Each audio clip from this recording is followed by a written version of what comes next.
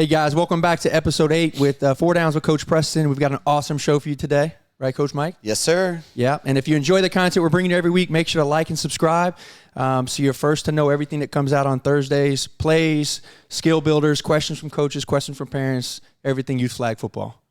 Absolutely. All right, we got a couple things going on. The Winter Park League playoffs are upon us this week. Yeah, big week. Yeah, there's a lot going on. How much work and commitment and time does it take to kind of set up for the playoffs? Because, like, I know that you want as many kids and as many teams to play as possible, but you want it to be fair. So there's a lot to how this goes. Yeah, well, a lot. But we've yeah. As we've come along, we've built systems and we start to figure out how to make it easier. I mean, season 1 was like crazy, right? You're spending days and days on this stuff. But yesterday, we actually have a platform now that we use that has it's a scoring app essentially, or a website we go to. It has live scores. The families can track those. They've built out a elimination bracket for us, right? Single elimination bracket. Now, there's different types of brackets that are out there. There's just teams move on to the next bracket, or ours is called the reseed, like the NFL. So basically, the 1 seed is always going to play the lowest seed, but they built this out for us. So now we're excited to release it this Friday night. It'll be a bracket. It's a cool bracket online. I'll post it online here, right? We check it out. And you can see on this bracket that it'll basically is the field, the time, and you're just tracking your team. And then when your game's over and the next team wins, it tells you where to go.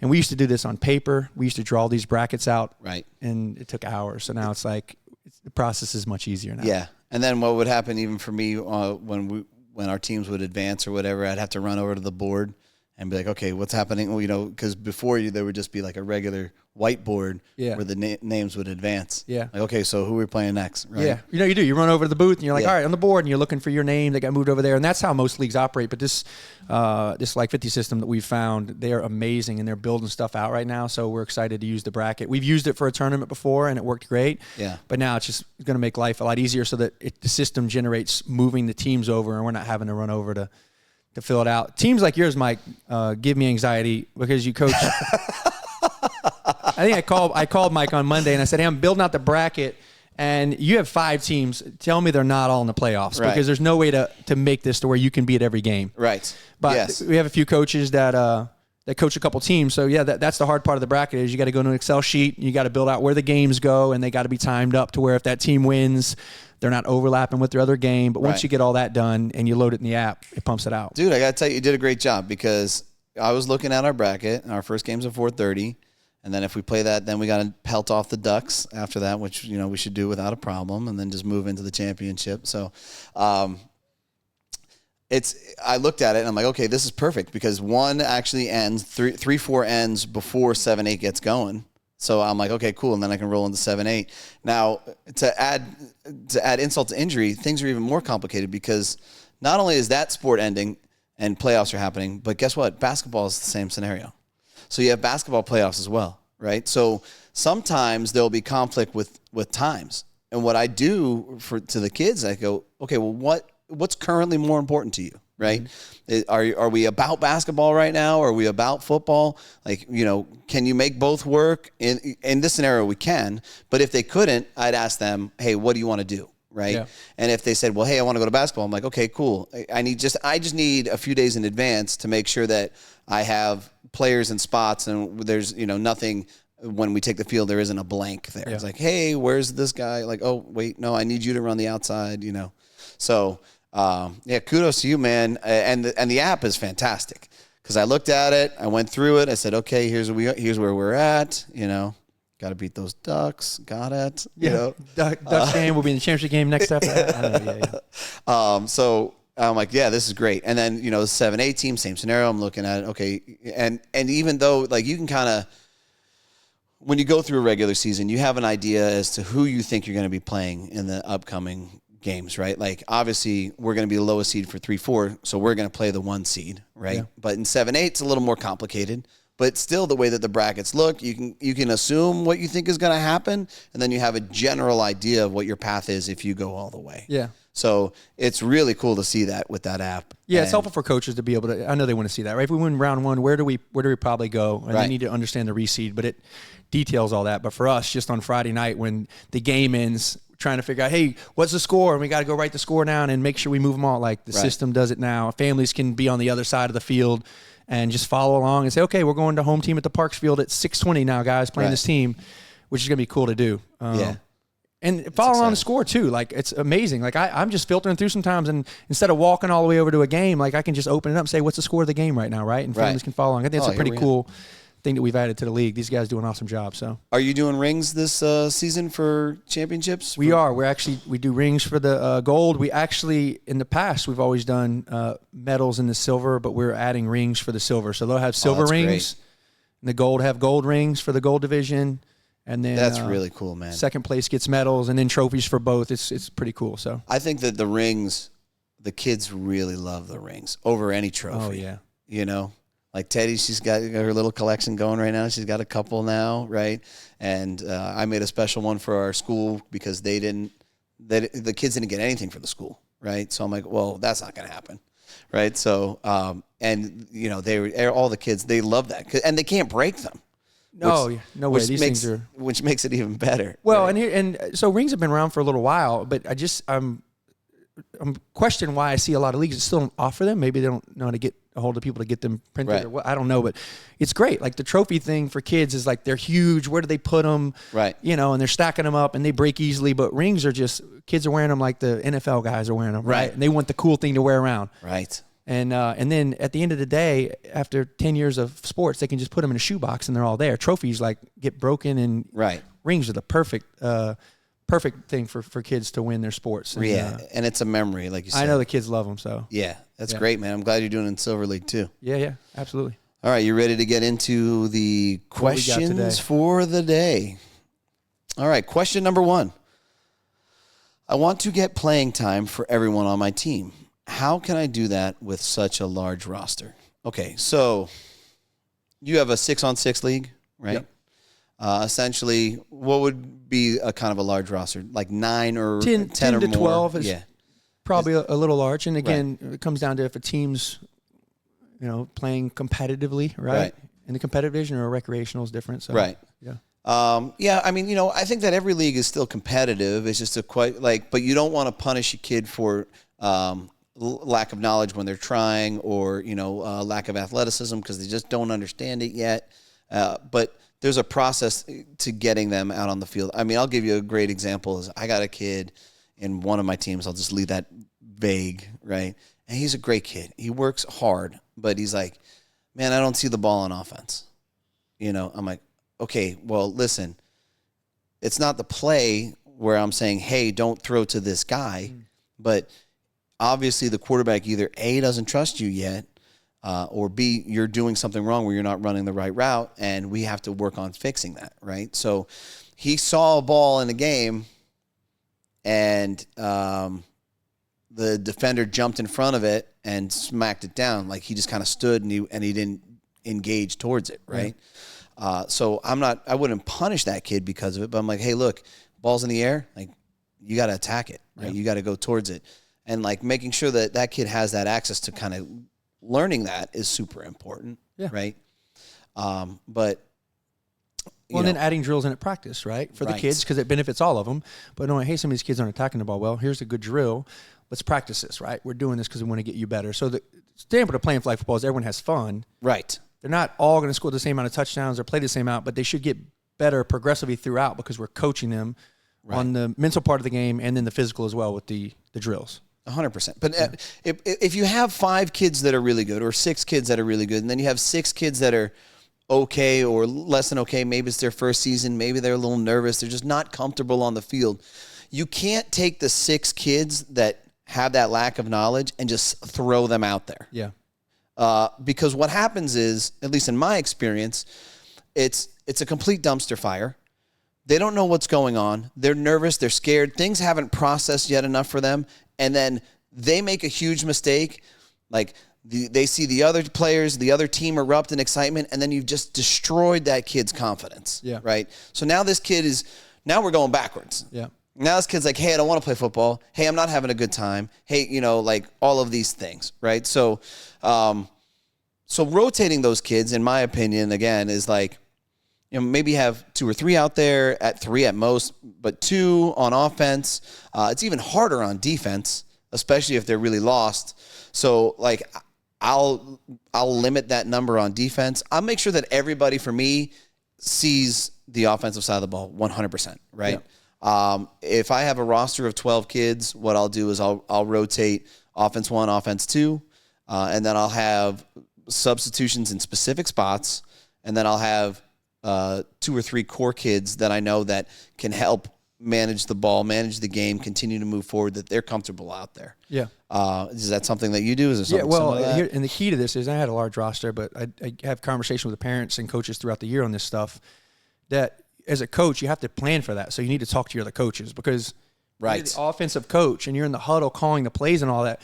There's no way you're remembering who to substitute, when did they play. Right. That's why you have 3 coaches on a team. So I usually would tell a coach, hey, coach, make sure to send in these 2 players like every 3 or 4 plays. Make sure to get them into me on offense. Right. And then just pull these 2 guys out, right? And then let's alternate, do that. And you have a coach that's doing that for you. Right. And usually at a younger age, usually in an older age, usually kids are playing more and more. It's usually the younger ages where kids are very timid or they're not very good yet and they don't trust it. So coaches are like, I don't know where to put them in. But the answer is, at a younger age, you typically run the ball a lot. Right. So you're handing the ball to 2 or 3 of the same kids most of the game. Right. So to get 2 kids in on offense, even though they might not get the ball, you're getting them in the game for 3 or 4 plays. Of course, get them the ball if you can. But you can get them in, and they're just a part of the offense. Right. Right? And they're in the game, and they're a part of it. And that's what we want to do, is get kids involved in the game so they feel like they're a part of it.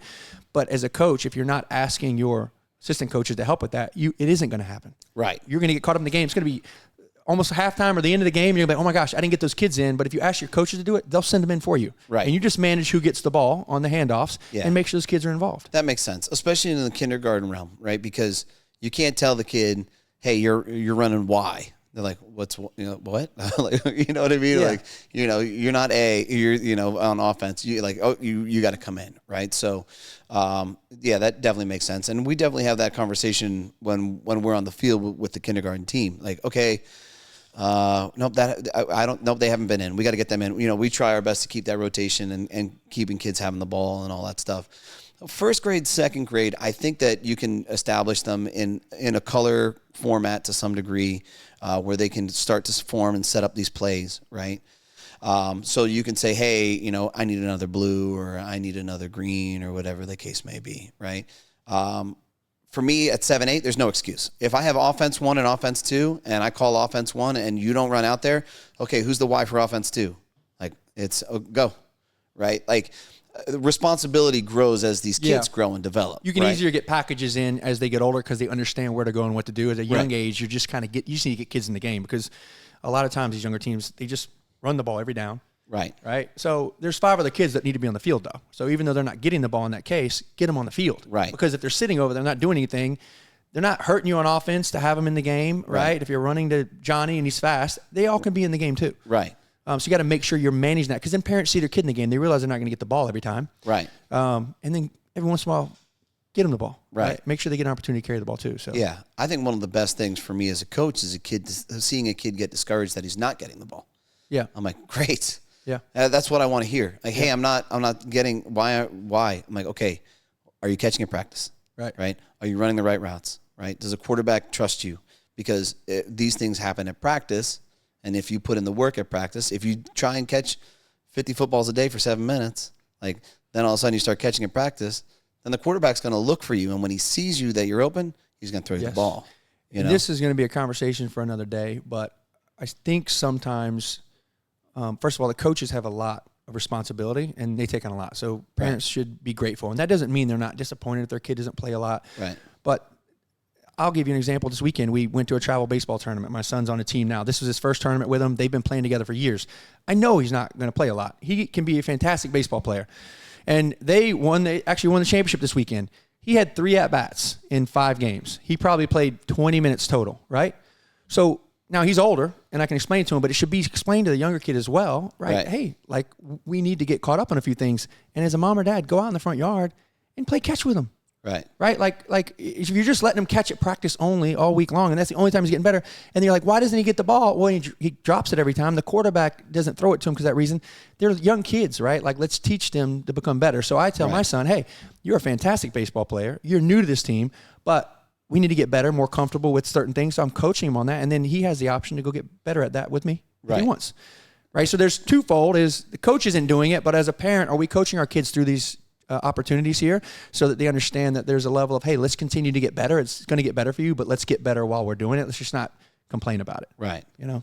All right. So kind of briefly surmise, if you have a younger team, kindergarten, first grade, second grade, it's very helpful if you have an additional coach to help you with those rotations. And especially on offense is a great opportunity to get those kids in the game. Right. Now, if you're throwing the ball a lot and there's a lot of reads, you can't put 6 kids out there that never catch the ball, like you said, to your point, right? Right. So put them in positions out there where the ball may not be coming their way. Right. In scenarios where you need to get the first down, right? Right. There should be opportunities.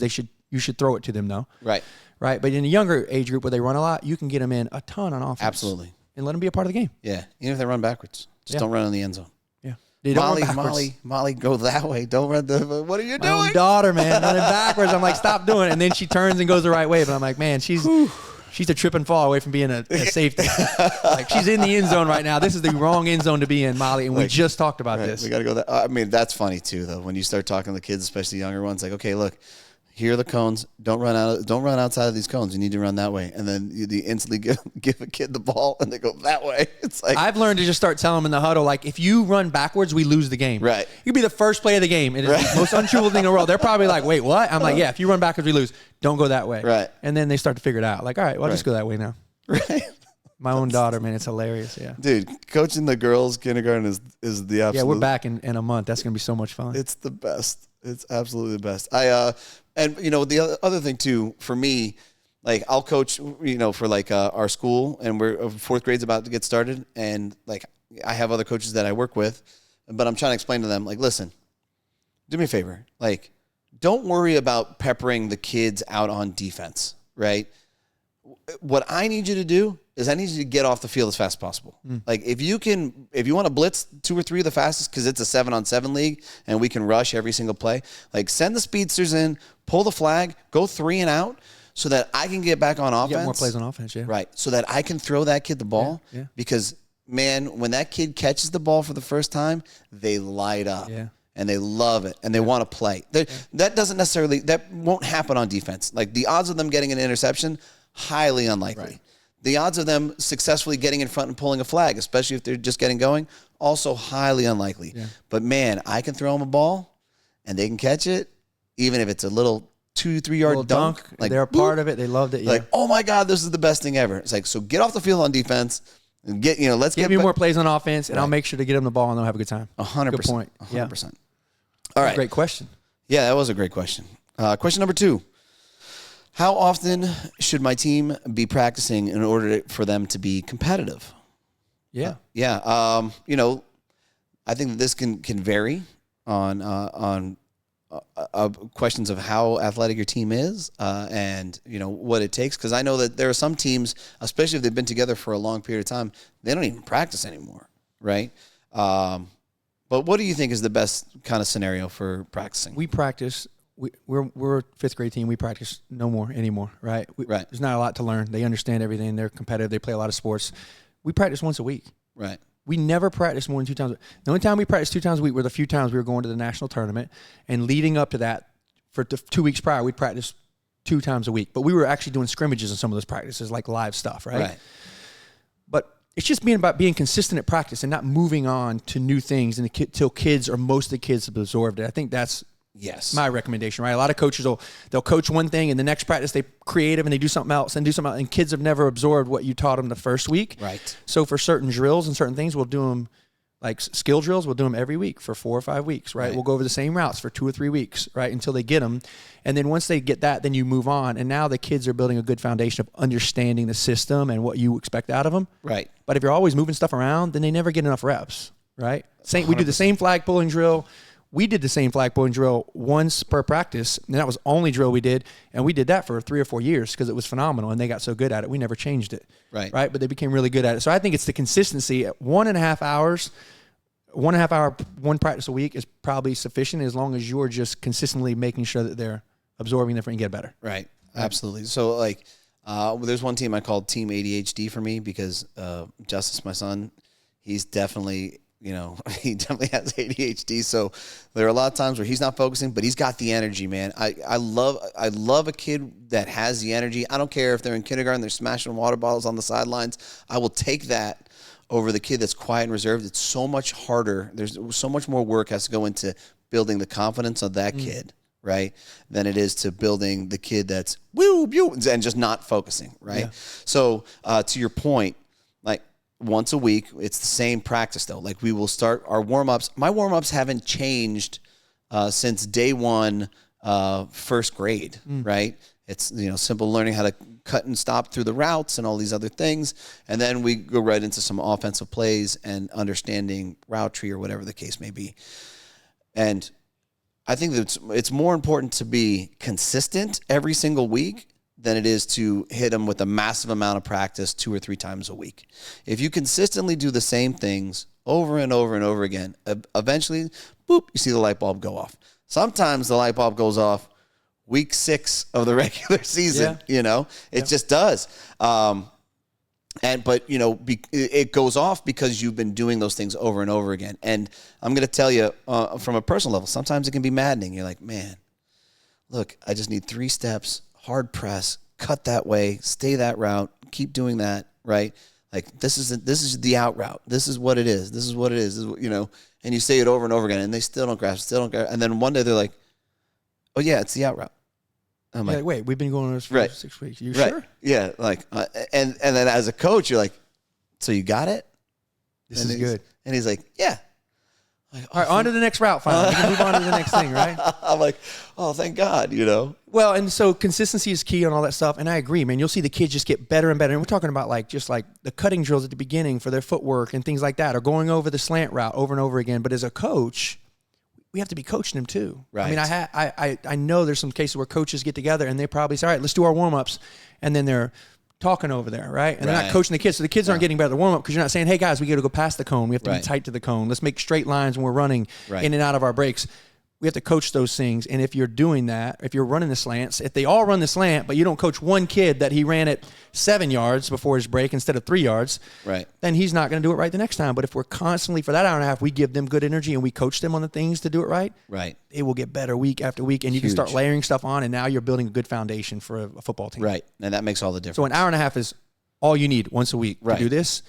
But it just have to be repetitive. And it's an hour and a half of dedicated time and energy from the coach. You can't just talk about, what I did. Go scrimmage for an hour and a half. Well, great. If our practice is an hour and a half, like go scrimmage 4-on-4, and they just play football like they do at school at lunch, or PE, then they're not being coached. They're not getting better. Then of course, like you can do that 5 days a week. They're not going to get better. They're not going to develop. If you're specific about what you're teaching them and you're coaching them, they'll get better. Yeah, we have kindergartners that have gotten significantly better in 2 seasons, because at practice we do the same things and they have a good time, right? We let them do competitive stuff, but they have enough time to do it over and over and over again, so they learned how to do it really well. Right. Plus, I bring dum-dums. And you bring dum-dums at the end, and that's all they ask about. Yeah, that's all. It's practice. Dum-dums today? Yeah. I'm like, I don't know. Yeah, can we maybe if I was responsible. We finish strong here. 15 minutes into practice right now. Will there be dum-dums? Yeah. Well, but I like to bring the dum-dums because I feel like for me it offsets. It's like, hey, you can have a conversation with a kid, and it might not be the thing that they wanted to hear, but it's the thing that they needed to hear, right? And maybe they're beating themselves up a little bit, and then they kind of look at the coach, and they're like, well, maybe this, maybe the coach is just mean. It's like, but wait a second, he can't be mean. He gives me candy. No, dude. He told me 3 times I ran the wrong way, but he gave me a dum-dum. I'm good, man. We're all good, coach. We're all good. Solid. We're solid. You want to coach me? That's fine, but I need a dum-dum. Right. As long as, do I get to pick my flavor? No, you do not. You can trade with everybody else. That's how that works. But I don't want butterscotch, is what it is. Sorry. Okay. Question number 3. How do I address a kid that is overly physical on an opposing team? So we had something similar like this happen to us where I'm coaching. It's actually, I had both teams going, right? So I loved it because I had 2 teams going against each other. They have the same playbook, right? And one team started to blow the other one out of the water, right? So like I can't help myself. Like I have dedicated myself to this other team. I'm like, hey, listen, in this game, I'm going to the one where my son is, right? But you can't help. I'm trying to tell the other kid, look, you need to settle down. This is what you need to do, whatever. But you could see that some of the kids were getting upset that it wasn't going their way, and they became overly physical at the line, right? So they're running up, and it's not a push off. It's not like gentle touching or some form of contact, which is quite common in the game. It's like a full on whoosh, So yeah, how do you address something like that when it happens in a game, especially if you don't know the kid or the coaches or the opposing team? Yeah, I think the obvious answer for me is I just go to the ref and say, hey, like, can we keep an eye on this? I mean, some contact's going to happen in the game, but they're blatantly coming up and like pressing our receivers or running into them. Can you watch that? And usually that is the answer, because I've found that I've said that in a regular game or a tournament. If something's happening like that, usually the ref, the next play is like, hey, no more of that, right? Or I'll throw a flag, and then it simmers down. Right. Or a flag comes out. And then all of a sudden they're getting penalized for it. And the other coach is like, guys, stop it, knock it off, and then it gets fixed. So you just getting the ref involved is the key. But you're trying to tell that coach to stop or telling that play, it won't work, right? The referee is there for that reason, and they will usually step in and take care of that. Right. Well, and from a coach's perspective, that's not your kid, right? That's not your kid. You don't, in my opinion, you don't have that right to yell at that kid. That's not who you're trying to bring up. Right. And there's so many lines at that point that you cross. Like I had a coach one time, like we had when you have the flags, the belt flag was loose, right? On some of these smaller kids, it'll fall out. Right. And it was grabbed. Right. And then the coach, to demonstrate it, grabbed my kid's belt. And I said, hey, don't touch my kids. Yeah. And that was it. That was the end of the coach apologized. He's like, hey, I'm really sorry about that. Yeah, I shouldn't have done that.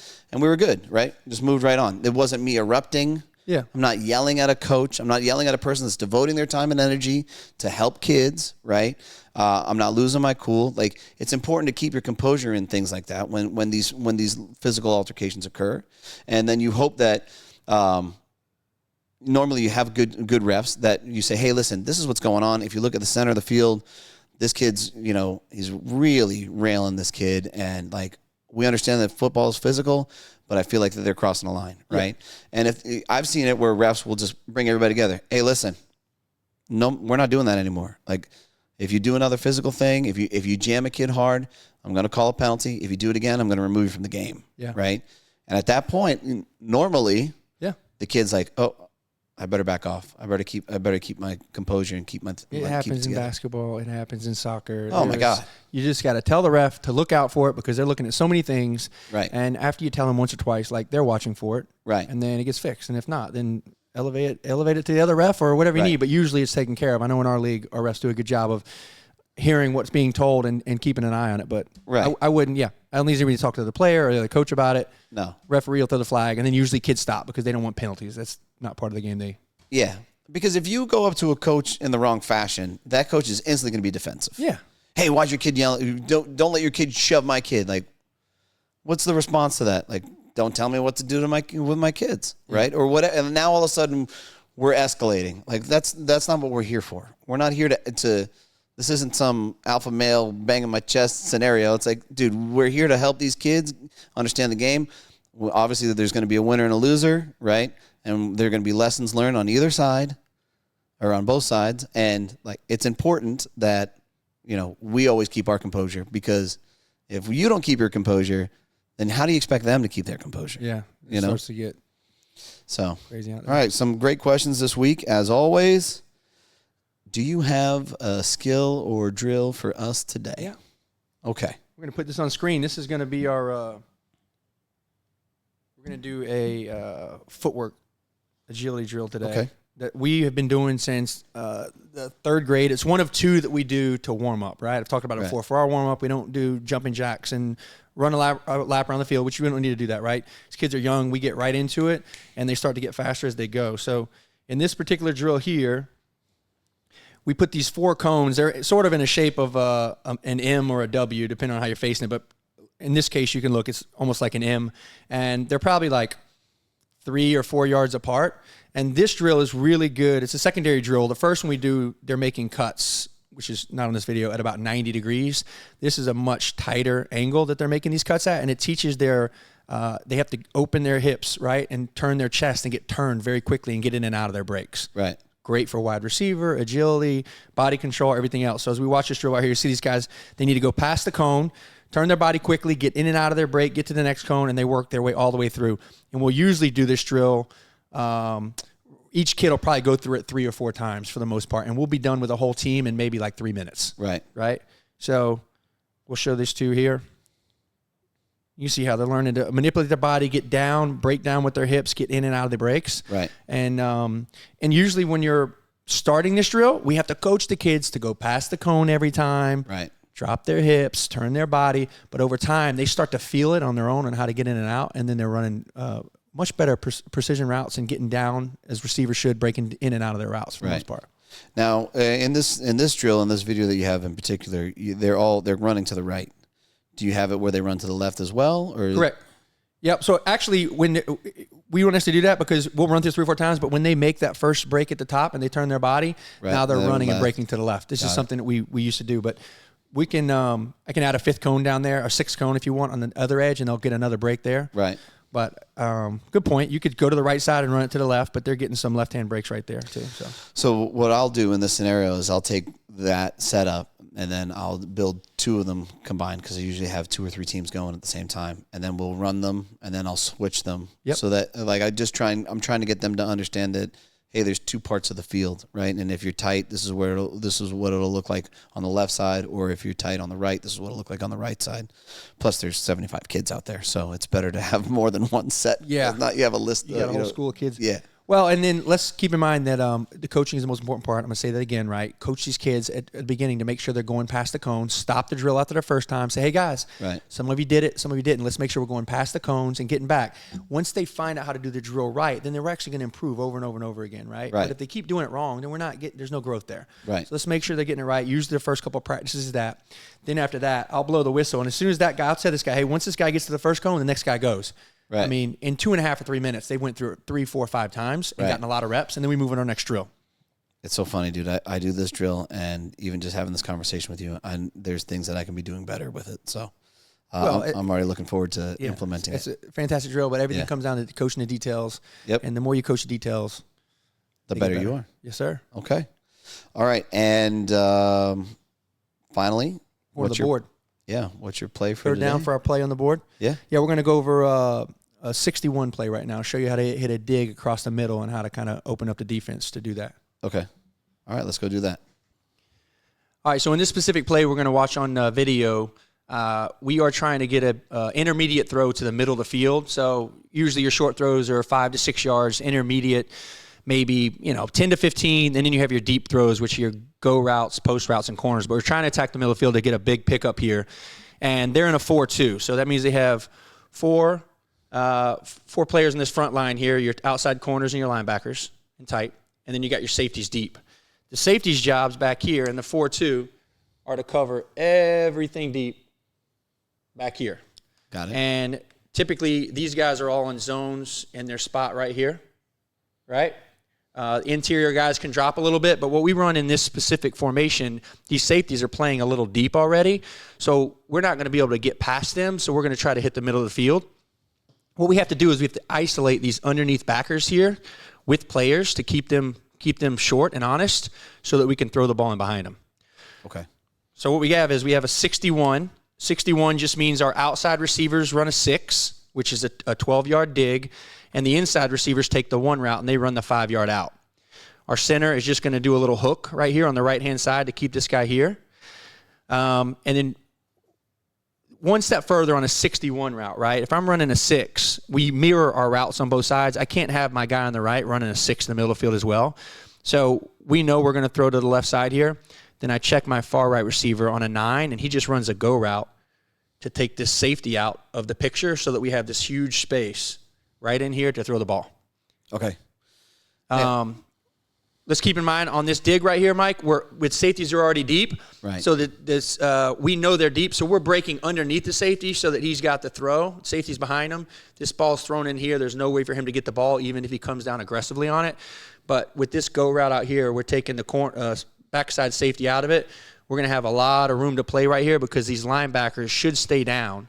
Now, if for some reason these linebackers drop deep, then we just hit one of these guys underneath, right? But in this specific play, they stay down like we expected them, and then we hit the dig across the middle. Okay, so more often than not, this play is happening when you've taken them over the top a couple times or something like that. So like you've run a corner route, you run that 9, and your safety is getting beat. He got beat once or twice, and he doesn't want to get beat again. So what happens? You have this 4-2 setup at defense, but all of a sudden, as a coach, you start to see that your back guys are now backing up. Right? They're like, hey, no one's going to beat me over the top. Or maybe they're nervous about getting beat over the top, and they set up that way, and you see that there's a huge space in the center of the field. You got it. Yep. There's a couple ways this happens. The safeties are up tight, and if they're up close, then we can try to throw the deep ball. But because they back up and we see a huge space, we're going to throw the ball in the middle of the field. And a lot of times coaches will do that because they'll think it's 2nd and 20, right? Right. And they're like, guys, back up. They're going to try to throw the ball deep. Well, then they start dropping back. Pre-snap, we see that, right? Or sometimes we just see it consistently. The safeties start back on the first few plays and they're playing deep. And my assistant coach says, hey, the safeties are really deep or they're dropping really hard after the snap because they don't want to get beat deep. If we know that's a tendency from them, then we're going to try to attack the middle field in this intermediate dig here. Right. So, like, I mean, the crazy part is, for your plays to kind of develop, is you honestly have to watch what the team is doing progressively throughout the game, right? Yeah, absolutely. So you see that the safety's backing up. Now, in this scenario, you have your interior guys are both running ones, right? So they're running the out route. Like, it doesn't matter essentially, or maybe it does. It doesn't matter if the quarterback hits the receiver on the 6 on the left side of the field or the right side of the field, right? Because if that 9 on the right side is going to draw out that other safety, right?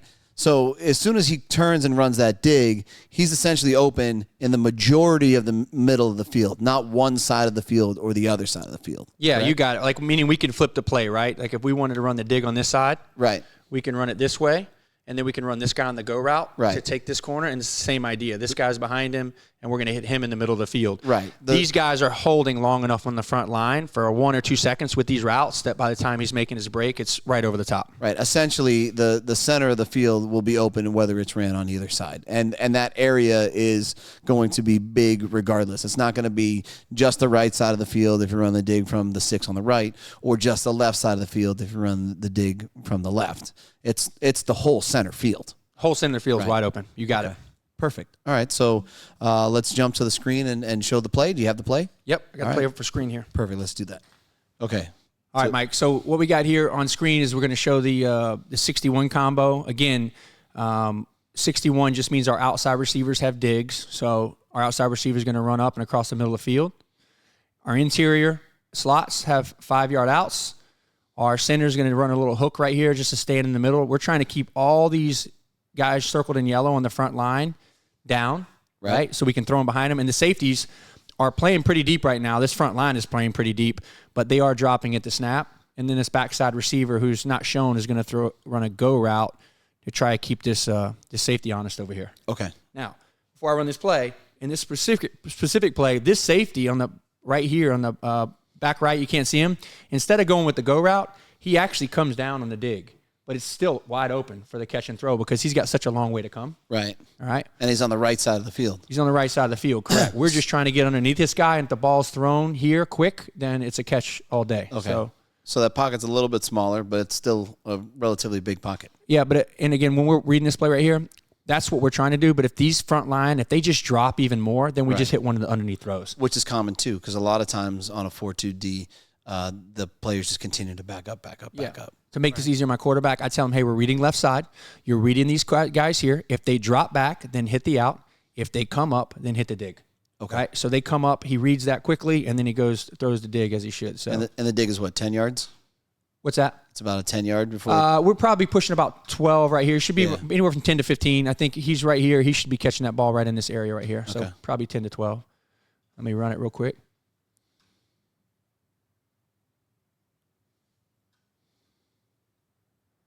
All right, so we're reading the front line, and you can see now, right, our front line's coming up. They've let this guy release behind him. The safety's dropping back a few steps. Right. And then here goes our dig. He's waving his arms. He knows he's got it.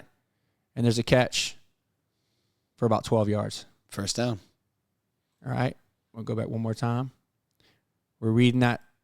So as stated, our first out brought this guy over, right? He came with the first out. Right. And these other two went down. Now, their job is to stay with the out. Their job is not to drop in a 4-2. Right. They have to stay up. So they actually did the right thing. It's just the safety. We realized we're playing so deep that we could hit that underneath throw. Right. And then you can see the spacing right now is the easiest throw. Everything's wide open. I mean, you can hit the center right now if you want on this little hook. Right. But we're pushing to hit this 12-yard throw. And I'm going to give you one more nugget here. This is our backside safety. Right. Where was he supposed to go? Back that way. With the go route, right? So you're not seeing pictured right now. I've got a guy down here wide open in the end zone by himself. Right. You know, typically if I see this on field, which sometimes I'll recognize it, we'll go back to the same play. Right. He'll stare at this guy. He'll give him a little pump, and then we throw the go route on the sideline because this kid is going to come down on this aggressively, especially after the first play. He'll do it the second play as well. Right. I think that, if you look at the beginning of this play, I think one of the reasons why he did that is your receiver over here.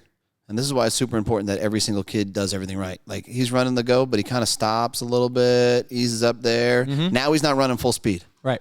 Right? Yep. So, and your quarterback is staring down who he's looking at, right? Yes. So, so to kind of look at twofold, right? Number one, you got to go back to your outside guy in this scenario. Even though he didn't get the ball, you say, hey, man, you got to run that go. Like, you got to run full speed because that safety will collapse.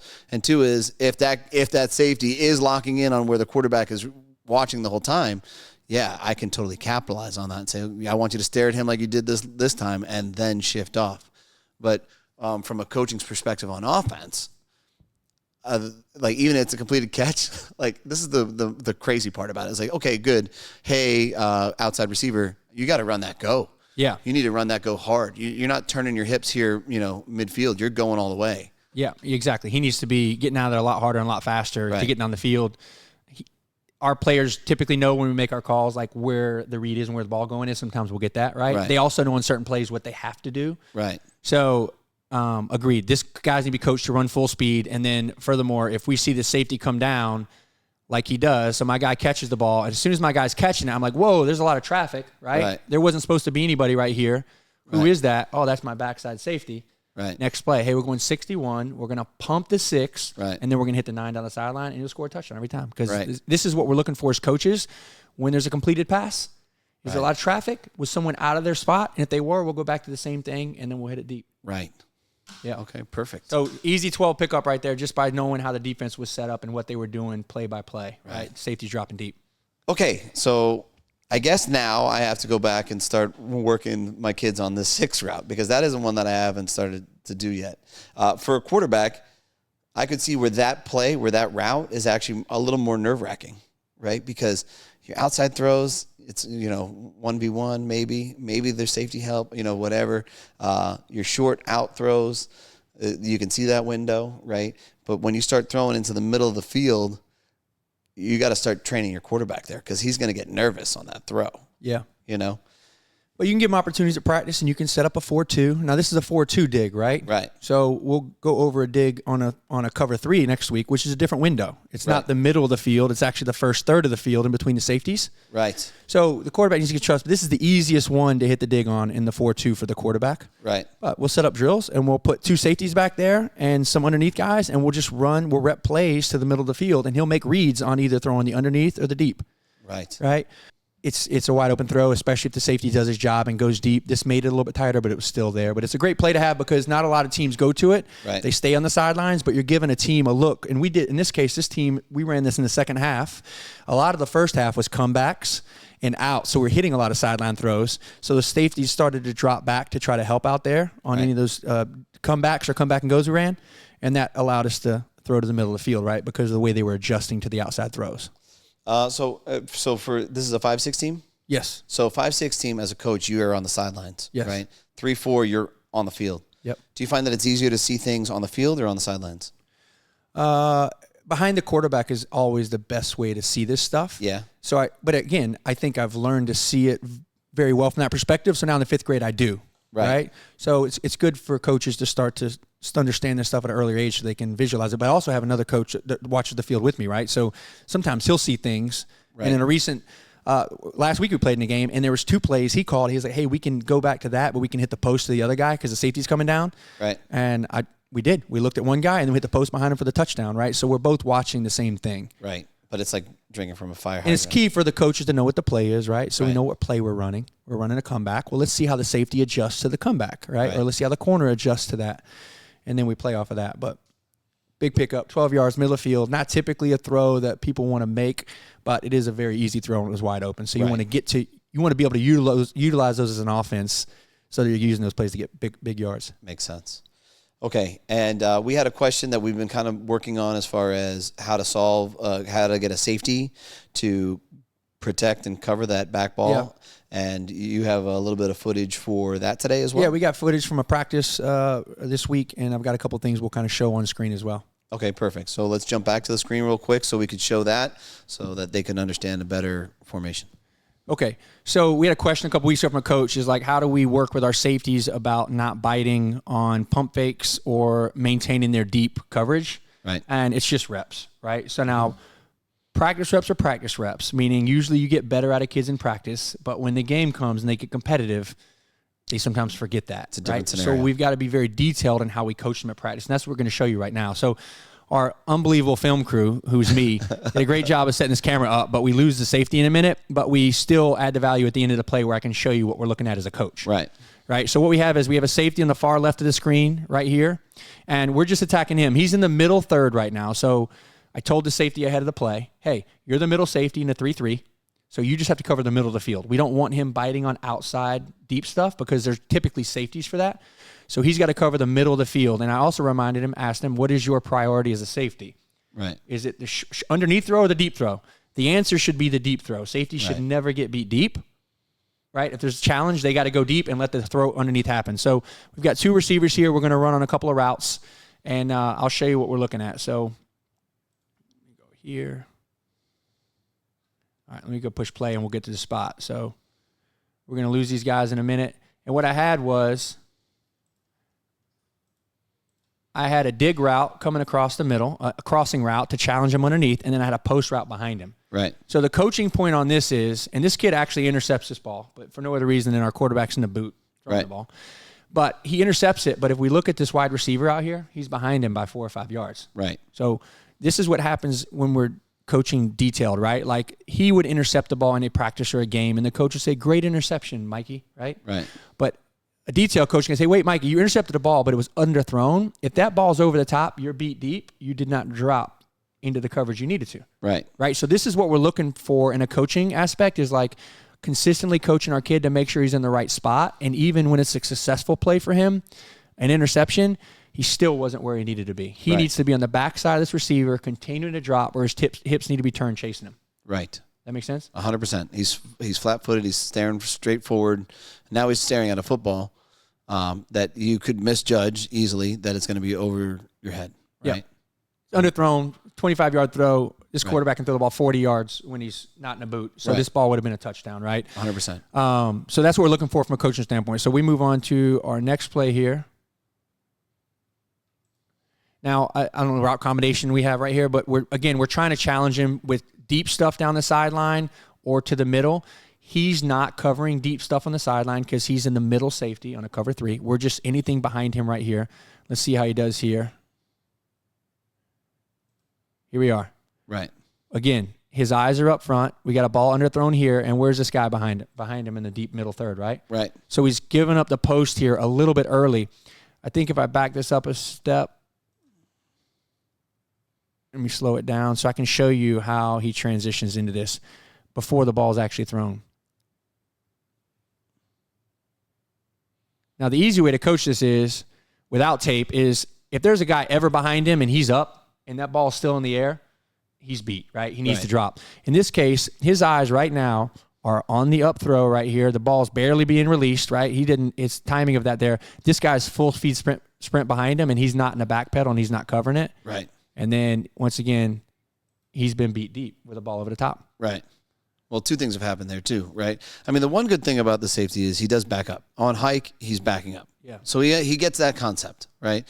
However, his hips aren't turning as a receiver's approaching. Yep. Right? He's focusing mainly on the cue, which is problem number 1, right? At this point, his hips should be turned. Yes. Right? And his eyes he should be floating over here, right? Or his eyes have to be here a little bit, but he's really locking onto my eyes. Right. And that's where safeties get in trouble. They're locking on the quarterback. Right. And that's where teams like us will use the quarterback to look the safety off, and then we'll throw behind him. Right. So he does need to be anticipating this post right here from the bottom receiver a little bit better. Right. He should be looking at the receivers. And full speed receiver right now, full speed ahead, and he hasn't turned his hips at all. So right. It's a coaching point for coaches to make sure kids are either dropping a lot quicker or turning their hips and running quicker. Right. Right? Yeah. I mean, at this point, he shouldn't be looking at the cue at all. He should be looking at what's going on with the receiver who's about to beat him. Yeah, and so if I'm coaching this play, let's say, oh, you're on video and you can break this down, right? Of course. But if I'm coaching this play, I'm not the quarterback, right? The quarterback's in the boot right now, and I figured out on the first play, I was like, well, he might not get the ball where he needed in this play. Right. So the quarterback is the quarterback, or another coach can be the quarterback. I'm on the sideline, and I'm watching this in real time, and I can tell right now in real time this ball's not out, and that he is basically he's in line with him right here, right, side by side, right. But he's going to get smoked on the post because he's not backpedaling or turned his hips already. So that's the coaching point. So there's a drill you can do. You can do drills like this, but the drills are only good if the coach is actually on the sideline, focused on the safety only, so that we can coach that position. Right. Right? Yeah. And again, I will go back to your safeties need to be somewhat aggressive, but they actually just need to be more aware and they're dropping into coverage and not being overly aggressive. Overly aggressive safeties in flag football will probably hurt you more times than not, and maybe that kid needs to be in a new spot. This kid is not overly aggressive. He actually does a good job, and he's very aware of dropping. Right. But his eyes are too much on the quarterback in the middle of the field, and we've got to teach him to be picking up guys quicker, right? Yeah, reacting fast to the deeper ball. And also reacting fast to, once the ball's in the air, to close that out. Because in that play, too, you see that the ball is caught in front of him, and he's timid about crashing. Like the guy, the ball's in the air, there's going, I got to go get there. Yeah, right? I think as a safety is feeling on defensive side, the ball's out.